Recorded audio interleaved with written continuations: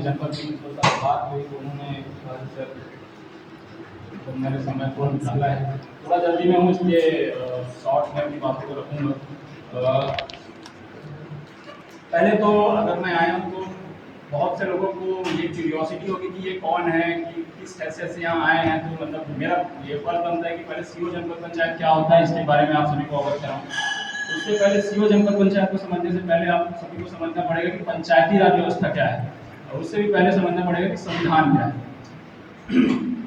तो संविधान एक हमारा एक लिविंग डॉक्यूमेंट है जिसमें जो बातें लिख दी गई हैं वो सरकार पे और हम पे बाध्यकारी होती हैं। अगर उसमें कोई एक आर्टिकल है, मान के चलो article 1 we the people of India कहता है ना, we the people of India, और उसमें जो मतलब इंडिया का देश भारत मतलब उसका पूरा जो है, तो अगर कोई बात अगर संविधान में लिखी गई है तो वह बाध्यकारी होती है सरकार के ऊपर भी हमारे ऊपर भी। तो सरकार जो नियम कानून बनाती है वो संविधान के अनुसार ही का मतलब जो भी रूल्स एंड रेगुलेशन लॉज होते हैं जो संसद से पास होती है वो उसके अनुरूप ही होती हैं। तभी आपने कभी देखा होगा कि कोई अगर कानून है वो अगर वो संसद से या फिर हमारे राज्य विधानसभा से पास हो जाती है और अगर वो संविधान के अनुरूप नहीं है तो उसको सुप्रीम कोर्ट जो है वो अमान्य घोषित करता है। तो ये तो एक मैंने थोड़ा संविधान क्या होता है, वैसे आप सभी आई थिंक यहाँ पे 9वीं 10वीं के छात्र होंगे, 10 11वीं 12वीं के भी होंगे, तो आपको थोड़ा एक आइडिया होगा, आपने सिविक्स पढ़ा होगा, पॉलिटी पढ़ा होगा कि संविधान क्या है, तो मैं ज़्यादा उस पर नहीं जाऊँगा। पंचायती राज व्यवस्था के बारे में बताना चाहूँगा कि पंचायती राज एक ऐसा व्यवस्था है जैसे पहले जो हमारे जनप्रतिनिधि होते थे वो दो स्तर पे होते थे, एक संसद में जो हमारे एमपी जो चुन के जाते थे और एक हमारे विधानसभा में जो हमारे एमएलए जो विधायक चुन के जाते थे। तो जो हमारा जो पूरा संसदीय प्रणाली है वो 2 लेवल पे काम करते थे। उसके बाद ये देखा गया कि जो जमीनी स्तर पर जैसे गांव के लेवल पे जो है ये आवश्यकता महसूस हुई कि यहाँ भी हमारे जो जनप्रतिनिधि हैं, सरपंच साहब हो गए और उप सरपंच जो आपके पंच होते हैं, इनको चुनने की जरूरत है ताकि जो नीचे की जो बातें हैं, जो गांव की जरूरतें हैं वो ऊपर तक जा सके। तो वो पहले संभव नहीं होता था, एक केंद्र के लेवल पे होता था और राज्य के लेवल पे। तो जो विधायक हैं ऐसा फील किया गया कि जो विधायक वो हर एक पंचायत में जा करके समस्याओं को नहीं सुन सकते। तो तीसरा जो एक लेयर है, थर्ड लेयर उसको कहते हैं पंचायती राज व्यवस्था, इसकी शुरुआत की गई जिसमें पहले ये मतलब 73वां संविधान संशोधन किया गया 1993 में, जिसमें ये पंचायती राज व्यवस्था को लागू किया गया। इसके बाद हर 5 साल में तो चुनाव होता है, आप सभी जानते होंगे, और उसमें और भी बहुत सारे नियम कानून हैं, लेकिन सबसे इम्पोर्टेंट चीज़ है कि हर 5 साल में चुनाव होगा। जो आपके जनप्रतिनिधि हैं वो काम करेंगे तो आप उनको फिर से चुन के लाएंगे। अगर आपको लगता है कि बदलने की जरूरत है तो आप बदलते भी हैं। तो संविधान में इस चीज़ को लाने के बाद ये हुआ है कि हर 5 साल में चुनाव होगा और उसमें और भी फिर जो वित्तीय अनियमितताएं होती थी पहले उसमें कंट्रोल किया गया, और भी बहुत सारी बातें हैं। तो ये तो मोटा मोटी बात हो गया कि पंचायती राज व्यवस्था क्या होता है। आप सभी गांव में रहते हैं, सरपंच उप सरपंच और पंच ये इस व्यवस्था से काफ़ी ज़्यादा वाकिफ होंगे, तो मुझे नहीं लगता कि इसके बारे में बहुत ज़्यादा डिटेल में बात करने की जरूरत है। तो इसी पंचायती राज व्यवस्था के एक हम अंग है। पंचायती राज व्यवस्था में एक जिला पंचायत होता है, जनपद पंचायत होता है और ग्राम पंचायत होता है। तो जिला पंचायत में जिला के बॉडी होते हैं, जिला पंचायत अध्यक्ष होते हैं और उपाध्यक्ष होते हैं और सदस्य होते हैं, और उसमें एग्जीक्यूटिव हेड होता है जिला पंचायत सीओ, जो कि जनरली आईएएस होते हैं और अपर कलेक्टर रैंक के होते हैं। उसके बाद आता है जनपद। जनपद पंचायत में जैसे हमारे साथ उपाध्यक्ष महोदय मनोज, अध्यक्ष होते हैं, उपाध्यक्ष होते हैं और बीडीसी होते हैं, ब्लॉक डेवलपमेंट काउंसिलर्स, ठीक है, सदस्य, जनपद सदस्य जिनको आप कहते हैं। और इन सब के मतलब एग्जीक्यूटिव हेड के रूप में जनपद पंचायत सीओ काम करता है। ये तो हो गए लेजिस्लेटिव हेड, जो अध्यक्ष होते हैं, उपाध्यक्ष होते हैं और जो सदस्य हैं, ये सारे लेजिस्लेटिव विंग के पार्ट हैं, लेजिस्लेटिव विंग में आते हैं। हम जो होते हैं, जो सरकारी अधिकारी होते हैं, ये एग्जीक्यूटिव कहलाते हैं, ठीक है। जैसे मेरा नाम है मुख्य कार्यपालन अधिकारी, मतलब अगर एक सीधी सी भाषा में बताना चाहूँ तो कार्य, जो भी कार्य मुझे मिल रहा है उसका पालन करना मेरा दायित्व है, ठीक है। तो जनपद पंचायत का मुख्य काम क्या है, जैसे अभी सबसे अगर इजी में बताऊं तो हमारे यहाँ जनपद पंचायत की जो फ्लैगशिप योजना है वो है प्रधानमंत्री आवास योजना। सभी वाकिफ होंगे आप में से, बहुतों को मिला भी होगा आवास, ठीक है।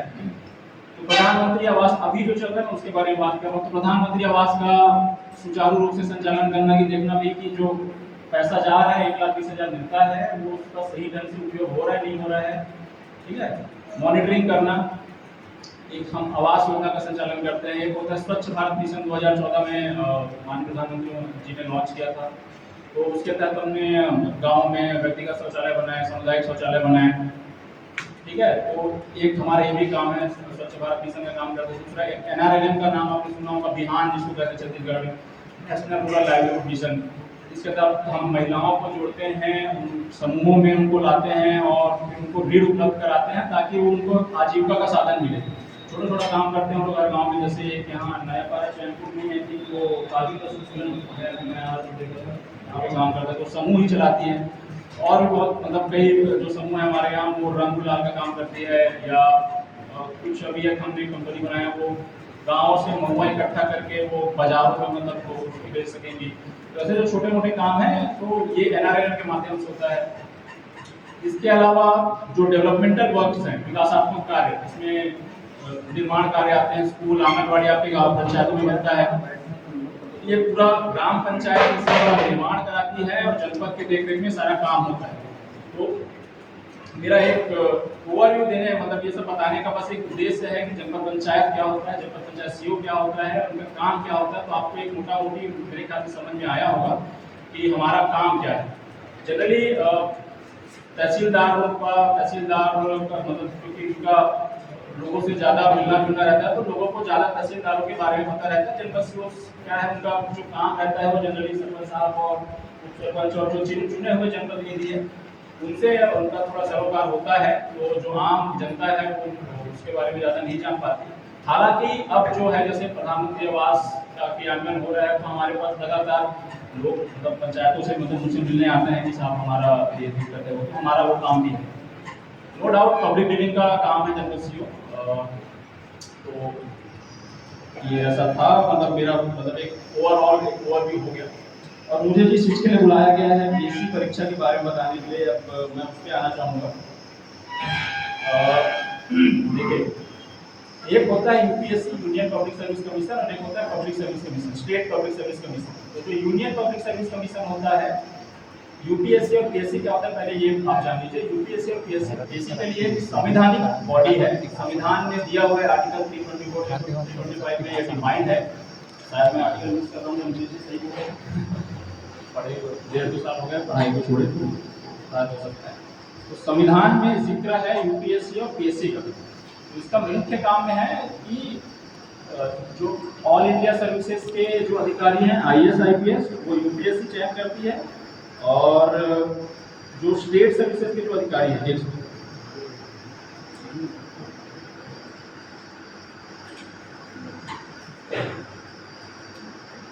तो जो UPSC है, IAS IPS आप लोग भली बात ही परिचित होंगे। तो जो UPSC का काम है IAS IPS IPS इसका चयन करना। स्टेट पब्लिक सर्विसेज कमीशन का काम है जो स्टेट लेवल के अधिकारी हैं, डिप्टी कलेक्टर, DSPs, तहसीलदार, नायब तहसीलदार, जनपद COs और भी जितने मतलब बहुत सारे पोस्ट होते हैं, क्लास 2 क्लास 3, बेसिकली PSC इनका चयन करते हैं, जो गजेटेड ऑफिसर्स होते हैं जनरली।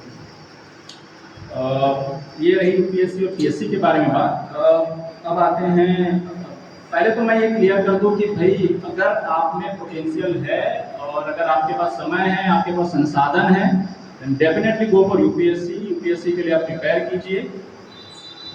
इन केस UPSC में मैं चाहूँगा कि पहले आप UPSC में जाइए, 2 साल 3 साल मेहनत कीजिए। अगर कुछ लगता है कि भाई UPSC नहीं हो रहा है, तो उसमें जो UPSC का सिलेबस होता है वो मोर और लेस CGPSC के अकॉर्डिंग ही होता है। थोड़ा आपको CGPSC में जब आते हैं तो CGGS का अध्ययन करना पड़ता है। तो अगर आपके पेरेंट्स सपोर्टिव हैं, अगर आपके पास है, तो डेफिनेटली गो फॉर UPSC के लिए जाइए, प्रिपेयर कीजिए। IAS IPS और IFS चयन करती है वो बनिए। अगर वो नहीं होता है इन केस, तो स्टेट PSC में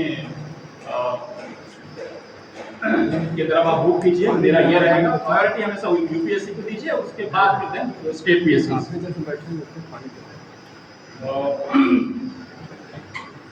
स्टेट PSC के बारे में मैं जो राज्य सेवा परीक्षा होता है, जो राज्य स्तर के अधिकारी को चुनने के लिए जो परीक्षा आयोजित करती है PSC, उसका नाम होता है राज्य सेवा परीक्षा।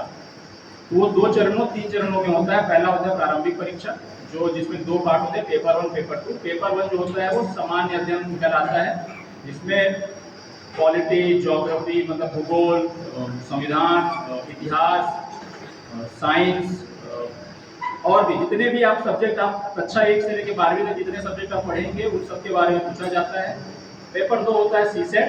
सी सेट में जनरली रीजनिंग, गणित, लैंग्वेज में हिंदी, छत्तीसगढ़ी, इंग्लिश प्री में नहीं पूछा जाता, इंग्लिश मेन से पूछा जाता है। तो पेपर 2 में रीजनिंग होता है, मैथ्स होता है, हिंदी होता है, छत्तीसगढ़ी होता है।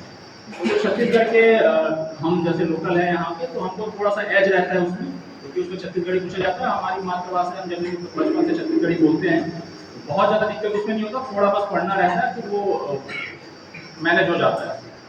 तो ये रही बात प्री की। प्री में पेपर 1, पेपर 2 एक ही दिन होता है, सुबह होता है पेपर 1, उसके 2 घंटे बाद होता है पेपर 2 जीएस और सी सेट। मेंस में 7 पेपर होते हैं, पेपर 1 टू पेपर 7। पेपर 1 जो होता है वो होता है लैंग्वेज का। लैंग्वेज में 100 नंबर हिंदी के आते हैं, 100 नंबर हिंदी, 50 नंबर छत्तीसगढ़ी और 50 नंबर इंग्लिश। बहुत हार्ड नहीं रहते, जनरल क्वेश्चंस होते हैं। ग्रामर पूछा जाता है हिंदी में, जनौला, मुहावरे, ये सारे बेसिक चीज पूछे जाते हैं। तो हम सभी हिंदी मीडियम से पढ़ाई कर रहे हैं, तो लैंग्वेज सब्जेक्ट में बहुत ज़्यादा दिक्कत नहीं होना चाहिए। पेपर 2 होता है ऐसे निबंध। निबंध में अंतर्राष्ट्रीय, राष्ट्रीय लेवल के कुछ क्वेश्चन पूछे जाते हैं। टोटल 4 ऐसे लिखना होता है आपको, हर ऐसे 50 नंबर का होता है, तो टोटल 200 मार्क्स के होते हैं। पेपर 3 में 3 पार्ट होता है हर पेपर में। इधर जो जीएस का स्टार्ट होता है उसमें 3 पार्ट होता है, पार्ट 1, पार्ट 2, पार्ट 3, 75, 50, 75, 3। बहुत ज़्यादा समझ में नहीं आएगा, लेकिन फिर भी मैं एक ओवरव्यू दे रहा हूँ, ताकि जब कभी भी आप यूट्यूब पे सर्च करें या बाकी अगर किसी का इंटरेस्ट होगा तो बाद में जाके उसको अगर रिसर्च करना चाहे, पढ़ना चाहे, तो एक समझ में आएगा कि अच्छा हाँ उन्होंने बताया था कभी ऐसा। तो इसलिए मैं थोड़ा सा डिटेल में बता रहा हूँ। पेपर 3 में होता है इतिहास, इंडियन हिस्ट्री। बीच में होता है पार्ट 2 जो 50 नंबर का था, पॉलिटी और पब्लिक मतलब पब्लिक एडमिनिस्ट्रेशन का एक सब्जेक्ट होता है। बाद में जब आप पढ़ेंगे तो समझ में आएगा, अभी बहुत ज़्यादा समझ में नहीं आएगा, तो बस अब सुन लो मैं जो बोल रहा हूँ, बाद में जब आप पढ़ेंगे तो समझ में आ जाएगा। पार्ट 3 होता है सीजी हिस्ट्री, छत्तीसगढ़ हिस्ट्री, तो ये पेपर 3 हो गया। पेपर 4 में होता है मेनली साइंस का सब्जेक्ट होता है पेपर 4। पार्ट 1 जो होता है आपका बायो, केमिस्ट्री और फिजिक्स, मतलब रसायन, भौतिकी और बायो, जीव विज्ञान। और पार्ट 2 होता है गणित, मैथ्स में थोड़ा रीजनिंग भी रहता है 50 नंबर का। तो जिनका मैथ्स स्ट्रॉन्ग रहता है उनको थोड़ा सा एज मिलता है। इसलिए आप देखेंगे कि ज़्यादातर आजकल इंजीनियर्स का थोड़ा बोलबाला रहता है। वो इसी कारण है कि आजकल मतलब इसमें पीएससी में भी, यूपीएससी में भी, और इंजीनियर थोड़े अलग ही फील्ड होते हैं, वो हर जगह पहुंच जाते हैं, हर फील्ड में पाएंगे आप उनको। तो इंजीनियर्स के डोमिनेंस का एक कारण भी होता है कि उनका मैथ्स थोड़ा सा अच्छा रहता है, तो जो भी एग्जाम में 50 नंबर 100 नंबर का उनको एज मिलता है, तो ये एक कारण होता है। पार्ट 3 होता है वो अप्लाइड साइंस रहता है, वो भी साइंस ही समझिए। जैसे आप ये अभी पढ़ते होंगे एनवायरनमेंट में, ईवीएस पढ़ते हैं, पर्यावरण उसमें पॉल्यूशन पूछा जाता है, मतलब प्रदूषण, टेक्नोलॉजी के बारे में कुछ क्वेश्चन होते हैं, तो ये सब होते हैं। पेपर 5 जो रहता है वो फिलॉसफी रहता है, फिलॉसफी दर्शन शास्त्र, समाज शास्त्र रहता है उसमें, और छत्तीसगढ़ के सोशल एस्पेक्ट मतलब कल्चर के बारे में पूछा जाता है कि हम हमारे तीज त्यौहार क्या है, जो तीजा पूरा लोग मनाते हैं, हमारे जो भी आर्ट एंड क्राफ्ट हैं, जैसे आप बस्तर में जाएंगे ढोकरा आर्ट करते हैं, सरगुजा में राजवार मूर्ति आर्ट होता है, तो इन सब के बारे में पूछा जाता है। ये रहा पेपर 6 के बारे में। पेपर 7 भी मोर और लेस जनरल नॉलेज और करंट अफेयर रहता है, उसमें लॉज के बारे में पूछा जाता है। जैसे हमारे यहाँ एक टोनी प्रताड़ना एक्ट है कि अगर किसी गांव में पंचायत में अगर किसी भी व्यक्ति को, किसी भी महिला को अगर टोनी करके चिन्हांकित करते हैं, तो आपको पता होना चाहिए कि वो दंडनीय अपराध है ना। आपको 1 साल से 1.5 साल 2 साल जेल में रहना पड़ सकता है। तो ये अगर आप किसी को बोलते होंगे गाँव में, आपके माँ बाप मतलब आपके माता पिता या आपके आसपास से भी ऐसा कुछ बोलता होगा, तो आप यहाँ से सीख के जाइए, उनको बताइए कि ऐसा नहीं बोलना है, ये कानूनन अपराध है। ऐसे कुछ डाउरी प्रोहिबिशन मतलब दहेज प्रोहिबिशन एक एक्ट है जिसमें दहेज देना वो अपराध है, इसके बारे में सवाल होते हैं इसमें। डोमेस्टिक वायलेंस, घरेलू हिंसा का एक हमारा अधिनियम है, एक्ट है। तो ये कुछ मैं उदाहरण दे रहा हूँ, जैसे मतलब इससे सवाल आते हैं। तो ये सब बताने के बाद मतलब मैंने प्री के बारे में बताया, मेंस के बारे में बताया, इसके बाद एक स्टेज होता है इंटरव्यू। जब आप प्री क्लियर कर लेते हैं, मेंस दिलाते हैं, मेंस दिलाने के बाद आप इंटरव्यू जाते हैं।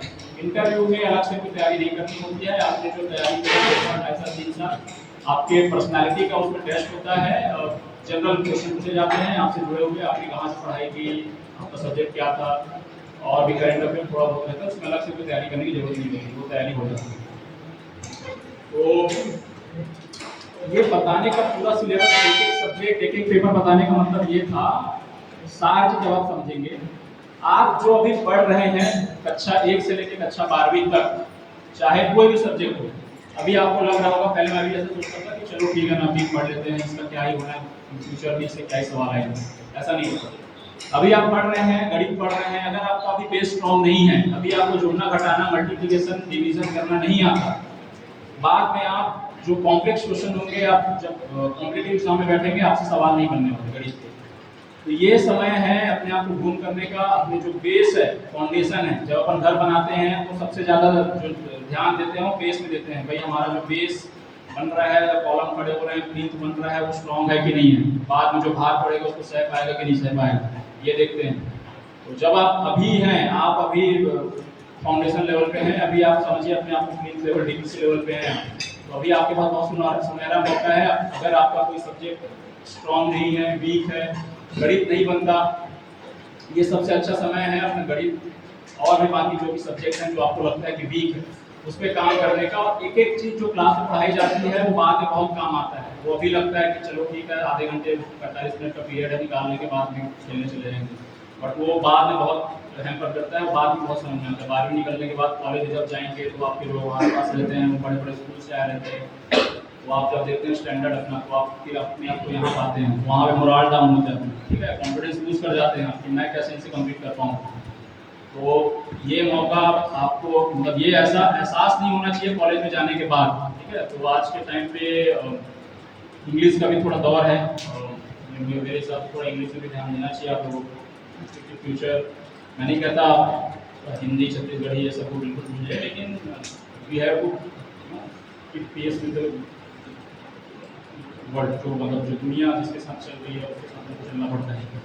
थोड़ा इंग्लिश का भी आप ध्यान रखेंगे, गणित तो रखना ही है। तो मेरा कहने का मतलब है कि आप जो अभी स्कूल में जो पढ़ाया जा रहा है, बहुत ज़्यादा बड़ी बड़ी बातें नहीं करूँगा, बस मेरा एक अगर कुछ एक महत्व देना हो तो बस ये है कि अभी जो पढ़ाया जा रहा है, जिस क्लास में हो, जो सब्जेक्ट पढ़ाया जा रहा है, आप लोग उस पर ध्यान दीजिए, आगे आपका वो फ्यूचर बहुत सही रहेगा, ठीक है।